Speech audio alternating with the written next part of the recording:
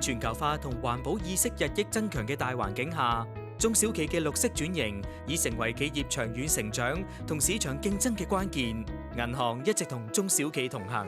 今日香港銀行公會要分享一個中小企成功綠色轉型嘅故事。Headlinks 咧係一間電信產品公司，我哋啲產品包括有咧室內無線電話啦、長者嘅電信產品同埋嬰兒嘅監護器。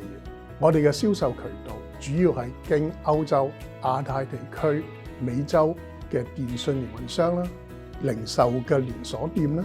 同埋一啲嘅分銷商去賣我哋啲產品嘅。喺我哋啱啱開始推動 ESG 轉型嘅時候咧，大家都有好多疑惑，唔知道喺邊度入手，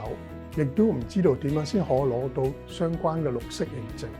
但係透過銀行嘅專業諮詢咧，加強咗我哋喺呢方面嘅認知，得到佢哋嘅協助，我哋就成功申請咗個綠色融資啦。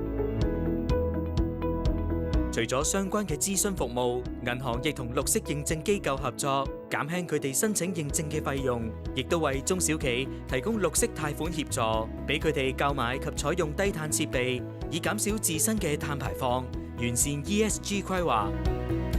越嚟越多嘅大型機構同埋啲客戶咧，都好重視環境、社會同埋企業嘅管治。我哋通過全球認可嘅獨立平台 EcoVadis 嘅評估，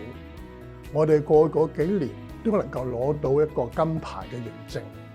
肯定咗我哋喺 ESG 領域嘅持續努力同埋個成果嘅。中小企要推動綠色轉型，首先要善用銀行提供嘅諮詢服務，結合綠色科技，降低轉型門檻與成本，實現可持續發展。